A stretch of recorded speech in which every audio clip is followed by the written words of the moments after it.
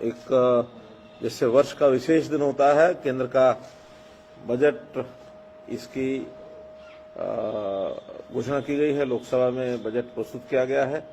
और खुशी है इस बात की कि पिछला ये पूरा वर्ष जैसे कोविड का निकला है और जैसे पूरा अर्थतंत्र, पूरी जो आर्थिक गतिविधियां, उसके ऊपर एक बहुत बड़ी कठिनाई जो आई, उसके बावजूद भी इस वर्ष का ये जो बजट है बहुत संतुलित और बहुत लोकहित का ये बजट ये पेश किया गया है। आज हमारी वित्त मंत्री श्रीमती निर्मला सीतारमण जी ने जो बजट पेश किया है उसमें विशेष तौर पर शिक्षा, उसमें स्वास्थ्य, उसमें इंफ्रास्ट्रक्चर और उसमें जितने भी आवश्यक जितनी भी चीजें थी, सामाजिक सुरक्षा के नाते भी बहुत सी चीजों का ध्यान में रखा है ताकि सामान्य समाज को उसका लाभ हो। क्योंकि कोविड के कारण से देश भर में सरकारों के पास भी जो खर्च काफी किया गया, इस नाते से उन्होंने उसमें भी बड़ी राशि जो उसमें उपलब्ध कराई है कि कोविड के नाते से उसका उनको लाभ हो जाए। जहां तक एक एक विषय की बात है, कृषि के लिए 75,000 करोड़ रुपए का इस बार एमएसपी पर ज्यादा इन्वेस्टमेंट होगा, इसका प्रावधान किया गया है। पशुपालन और डेयरी भी बहुत बड़ी राशि 40,000 करोड़ रुपए उसके लिए सुरक्षित रखे गए हैं। कपास के किसानों के लिए अलग से लगभग 25,500 करोड़ रुपया इसका प्रावधान ये किया गया है। और डिस्ट्रीब्यूशन सिस्टम में जैसे एक देश एक राशन, इसके ऊपर विशेष फोकस रहेगा कि सारे देश में सब लोगों को जहां से भी राशन लेना चाहें वो उससे ले सकते हैं। अगर मैं शिक्षा की बात करूं तो इसमें हायर एजुकेशन के लिए एक अलग से कमीशन गठन करने का जो फैसला किया है, इससे मुझे लगता है कि जैसा विषय आता भी शिक्षा के ऊपर जो लोग पढ़े लिखे, शिक्षित और अनुभवी लोग हैं, उनके माध्यम से शिक्षा का प्रसार प्रसार होना चाहिए और इससे राजनीति से ऊपर उठ करके और हम लोगों को ये शिक्षा के काम में काम करना चाहिए। तो हायर एजुकेशन कमीशन का जो गठन होगा ये इसके लिए बहुत सार्थक होगा। नेशनल रिसर्च फाउंडेशन के लिए 50,000 करोड़ रुपए की राशि रखी गई और ये भी एक बड़ा एक कदम है। सामान्य शिक्षा में 758 एकलव्य स्कूल ये खोले जाएंगे और जिसमें विशेष उसके ऊपर फोकस रहेगा। 15,000 सरकारी स्कूल है, उनका स्तर बढ़ाया जाएगा, अर्थात हायर एजुकेशन की तरफ उनको और आगे ले जाने की बात ये रहेगी। स्वास्थ्य के नाते से जो पिछला बजट था उसका 137% ये बजट बढ़ाया गया है, तो अपने आप में बहुत बड़ी वृद्धि है। कोरोना वैक्सीन के लिए 35,000 करोड़ रुपए का ये बजट का प्रावधान किया गया है। ऐसे ही जो इंफ्रास्ट्रक्चर में परिवहन मंत्रालय को 1,18,000 करोड़ रुपए की राशि उपलब्ध कराई गई है और मैं समझता हूं कि देश में जितना परिवहन जो है वो ज्यादा होगा, जितना इंफ्रास्ट्रक्चर ज्यादा होगा, उतना ही देश की आर्थिक स्थिति अच्छी होगी, यानी नए इन्वेस्टर आएंगे, उद्योग लगेंगे और रोजगार ये उसके अंदर उनको पर्याप्त मात्रा में मिलेंगे। रेलवे और मेट्रो के लिए खास करके 2 तरह की मेट्रो चलाई जाएगी, एक लाइट रेलवे होगी, एक नियो रेलवे होगी। इसका कुछ ना कुछ विशेष प्रावधान इसका ये किया जाएगा।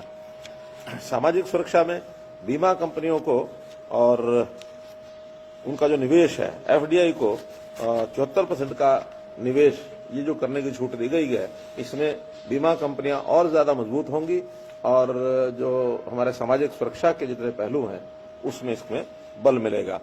जो 75 वर्ष से ऊपर की आयु के लोग हैं उनको आयकर रिटर्न भरने से छूट दे दी गई है कि वो कोई आयकर रिटर्न अब भरने की उनको जरूरत नहीं है अगर वो पेंशनर हैं तो।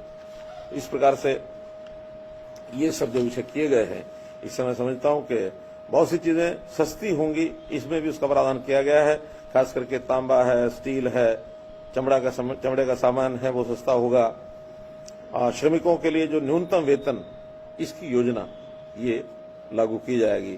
तो इस प्रकार से एक संतुलित बजट, सोना, चांदी, लोहा, तांबा आदि ये सब सस्ते होंगे। जो विदेशों से आने वाली चीजें हैं उन पर जरूर थोड़ा बहुत अधिभार लगा करके उनको थोड़ा महंगा किया गया है, अर्थात make in India, made in India, इसका एक जिसको कहना चाहिए कि ध्यान रखा गया है कि अपने देश की वस्तुओं को ज्यादा उसमें प्राथमिकता दी जाए। इस प्रकार से इसका लाभ मिलेगा। कुल मिलाकर के बहुत, जिसको कहना चाहिए, एक संतुलित बजट, एक कठिन समय में भी इस प्रकार का बजट प्रस्तुत किया जा सकता है।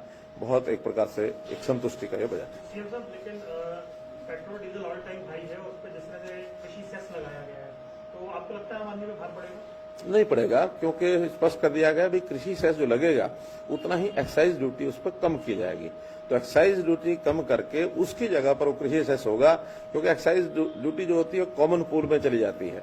लेकिन ये जो पैसा सेस का होगा, ये पूरे का पूरा कृषि क्षेत्र में लगेगा। तो इसलिए उसको केवल अकाउंटिंग के सिस्टम से कह सकते हैं हम, वरना आम आदमी पर इसका कोई असर नहीं पड़ेगा। फार्मर्स को लेकर, कृषि को लेकर कहा गया है कि एमएसपी जो है 1.5 गुना बढ़ी है, तो आप इसको लेकर आप किस तरीके से देख रहे हो? ये भी कहा गया है कि आने वाले समय में जो है फार्मर्स मजबूत करने के लिए हर कदम भारतीय जनता पार्टी उठाएगी। देखिए, जो किसानों की एक मांग थी कि कम 50% उस पर लागत मूल्य के ऊपर लाभ मिलना चाहिए, वो सुनिश्चित कर दिया गया है। एमएसपी जब भी लागू, यानी जब भी घोषित की जाती है, उसमें इस बात का ध्यान रखा जाता है कि लागत से 50% अवश्य बढ़ना चाहिए, यानी उससे ज्यादा लाभ मिलना चाहिए। बहुत फसलों में तो 80-80, 90-90% तक भी लाभ मिल रहा है। इसलिए उसको सुनिश्चित किया है कि एमएसपी लगातार चालू रहेगी, लागू रहेगी।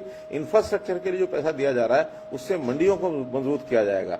कि खास करके जो सेस लगाया गया, ये इंफ्रास्ट्रक्चर में ही ज्यादा लगेगा। इसलिए मंडियों की जितनी भी व्यवस्थाएं हैं वो मजबूत होंगी।